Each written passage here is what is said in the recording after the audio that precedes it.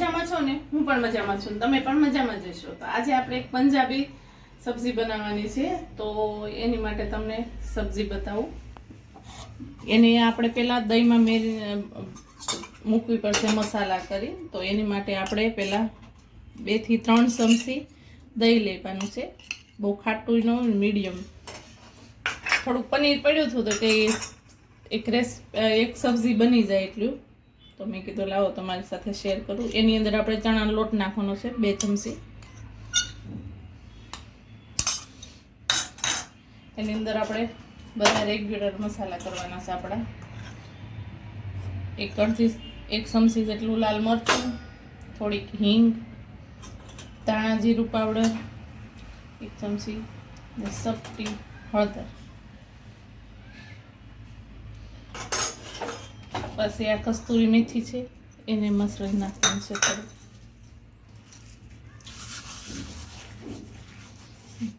મસળી નાખી દેવાની છે. થોડો ગરમ મસાલો પનીરનો આવે એ મસાલો લીધો છે.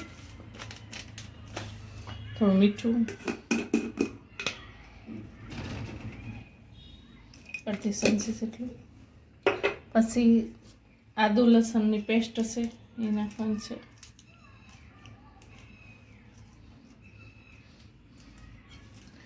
થોડુંક તેલ નાખવાનું છે, બહુ ઝાઝું નથી નાખવાનું. અડધું પાવડું તેલ નાખવાનું છે ને બધું મિક્સ કરી દેવાનું છે હાથેથી.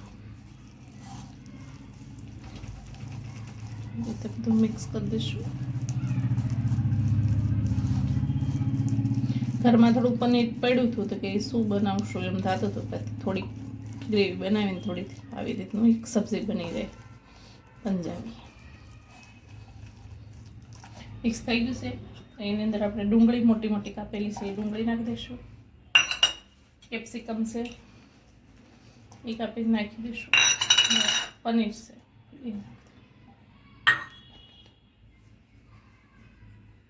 આ બધું મિક્સ કરી દઈશું આપણે. આની અંદર હું એક કાબી મસાલાનો ટેસ્ટ બેસી જાય એટલે મસ્ત લાગે. બધું મિક્સ કરી દઈશું આવી રીતે.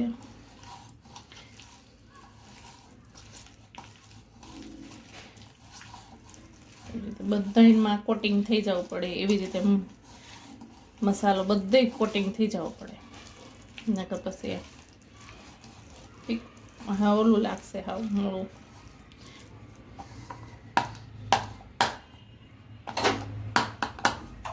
હવે એને ઢાંકીને આપણે થોડીક વાર એને રહેવા દઈશું. ઢાંકી દઈશું, થોડી વાર રહેવા દઈશું. આપણે તેલ ગરમ કરવા મૂકી દીધું છે ને તેલ ગરમ થાય છે. જોઈ લઈએ આપણું તેલ ગરમ થઈ ગયું ને 2 પાવડા તેલ મૂકી. આપણે ગ્રેવી બનાવવાની છે, તો ગ્રેવી બનાવવા માટે આ જો થોડીક હિંગ નાખી દીધી છે. હવે એની અંદર આપણે પહેલાં નાખી દેવું આ ડુંગળી નાખી દઈશું. મોટા મોટા કાપેલા ટમેટા ને મોટી મોટી ડુંગળી કાપેલી છે એ નાખી દઈશું. 2 નાખી દઈશું ને આખું લસણ નાખવાનું છે. આમ આખું એનું કટ નથી કરવાનું, આખું લસણ નાખી દેવાનું 8 થી 10 પાઉં. ને આપણે જે ધાણા ભાજી હોય ને એના ડંઠલ હોય ને એ છે એને આવી રીતે કાપી નાખીશું. બધું કરી દઈશું મિક્સ. આ ગ્રેવી માટે આપણે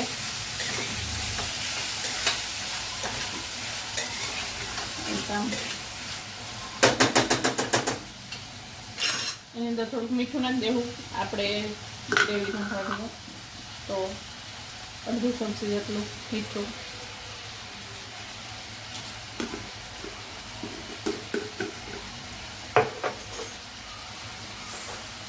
હળદર બધું મિક્સ કરી દઈશું આપણે.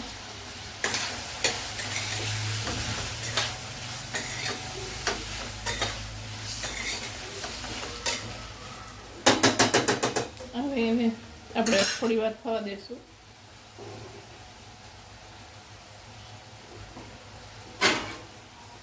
ઢાંકી દઈશું ને એટલે ફટાફટ સડી જાય આપણી ગ્રેવી.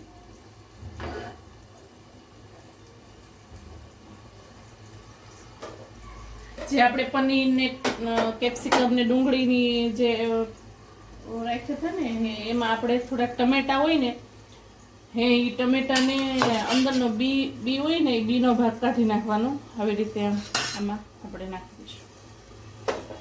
બધું કરી દઈશું મિક્સ. થોડી વાર પછી જ નાખવાના, એટલે શું છે કે નકર પછી ટમેટા હોય ને હે એનું પાણી છૂટે ને હે તો બધું ગ્રેવીમાં પાણી થઈ જાય. એટલે થોડીક વાર પછી જ નાખવાના એને. મિક્સ. આને મૂકી દઈશું આપણે સાઈડમાં.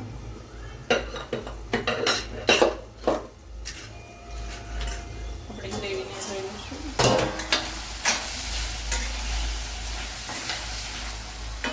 અને થોડીક વાર આપણે કરી દઈશું ધીમા ગેસે. ધીમો ગેસ કરી દેવાનો.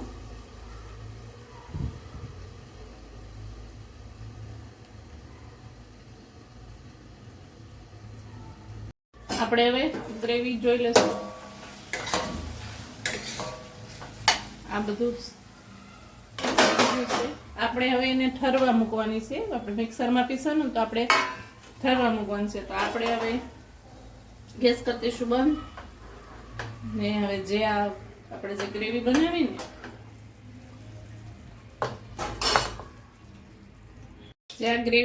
ને એ આપણે આ થાળીમાં આપણે મોટી ડીશમાં એ ઠરવા મૂકી દેવાનું છે. એ ઠરે પછી આપણે એને પીસવાની છે. તો સાઈડમાં એને મૂકી દઈશું. ગેસ શરૂ કરીને આપણે હવે જે પનીર ને કેપ્સિકમ ને બધા મૂક્યા છે ને એને આપણે થોડી વાર સાતળવાનું છે. 2 પાવડા તેલ નાખશું. 2 થી 8 પાવડા જેટલું. તો તેલ ગરમ થાય પછી જે આપણે ગ્રેવી જો કેવો મસ્ત લાગે છે.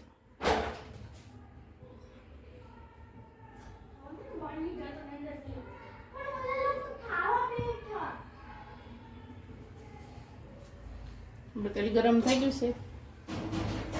આપણે હવે આની અંદર નાખી દઈશું. એને થોડીક વાર આપણે સાતળવાનું છે.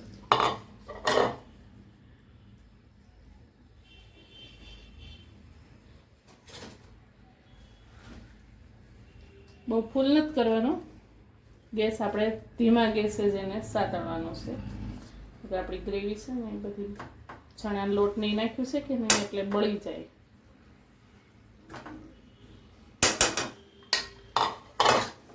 અને થોડીક વાર આપણે સાતળી લઈશું.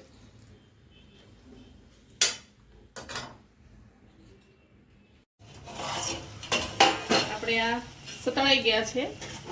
હવે એને ગેસ બંધ કરી દઈશું. આપણે તેલ છૂટું પડી ગયું છે ને એટલે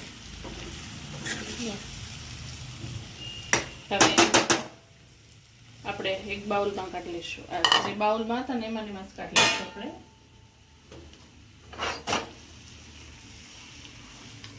કાઢી લેવાનું છે.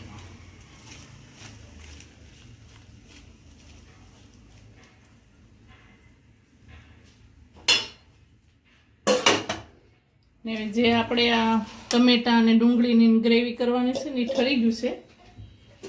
આપણે એવું બધું મિક્સરમાં નાખીને એની ગ્રેવી કરી નાખીશું. આપણે ગ્રેવી બનાવી નાખી છે. મિક્સરમાં પીસી નાખ્યું છે ગ્રેવી. તો એને સાઈડમાં મૂકશું ને આપણે પેન અહીંયા 2 થી 3 પાવડા તેલ આપણે એને મૂકીશું. 3 પાવડા તેલ લીધું છે આપણે. ગરમ થવા દઈશું.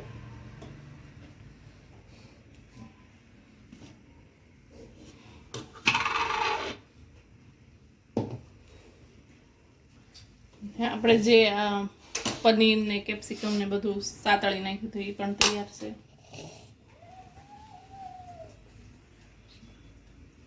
આપણું તેલ ગરમ થઈ ગયું છે. એમાં આપણે જીરું નાખી દઈશું પહેલા.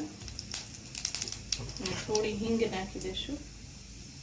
ને જે આપણે ગ્રેવી બનાવી ને એ ગ્રેવીના અંદર નાખી.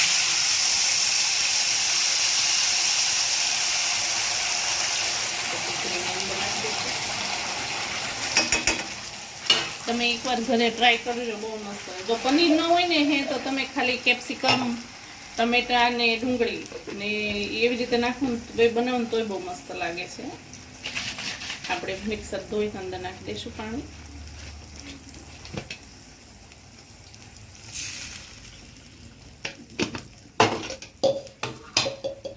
હવે ગ્રેવીને આપણે થોડી વાર થવા દઈશું, ઢાંકી દઈશું એટલે ગ્રેવી બધી એક રસ થઈ જાય ને તેલ છોડી દે.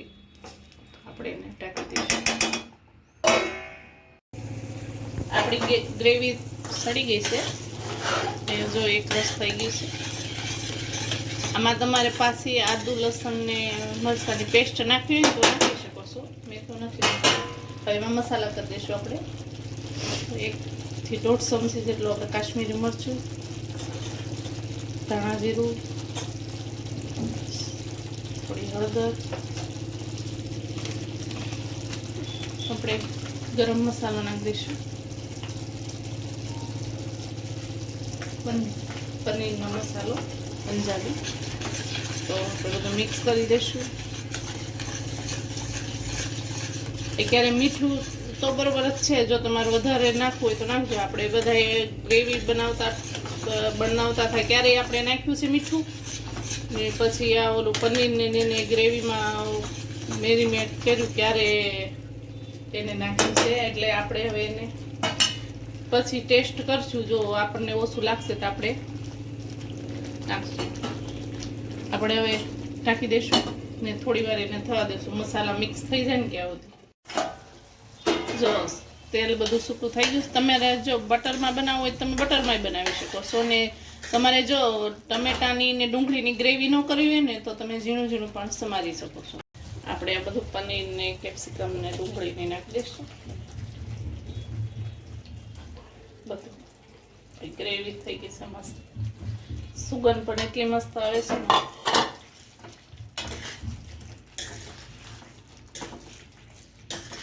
બહાર હોટલમાં મળે એવી જ ઘરે તૈયાર થાય છે, તમે એકવાર ટ્રાય કરજો.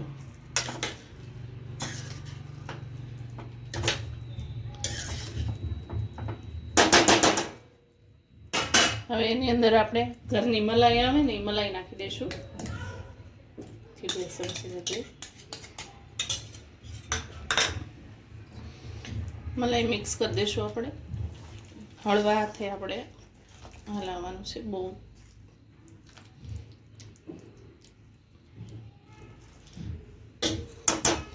કસ્તુરી મેથી લીધી છે એ નાખી દઈશું. મસાલો નાખી દઈશું.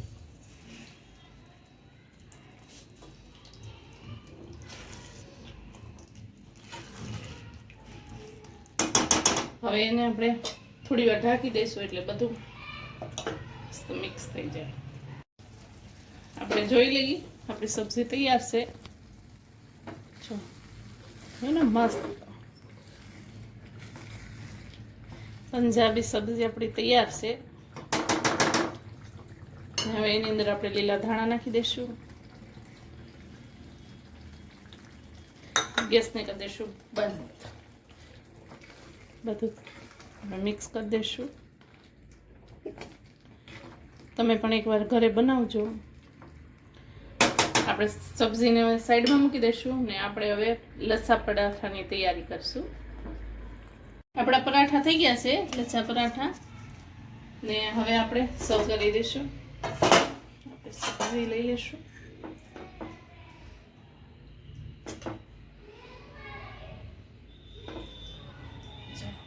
તૈયાર છે આપણી પંજાબી સબ્જી. કરીશું ઉપરથી થોડી ક્રીમ નાખીશું. તૈયાર છે આપણી પંજાબી સબ્જી. જો તમને મારી રેસીપી સારી લાગી હોય તો લાઈક કરો, શેર કરો, સબસ્ક્રાઇબ કરો. ભલે મિત્રો, બાય.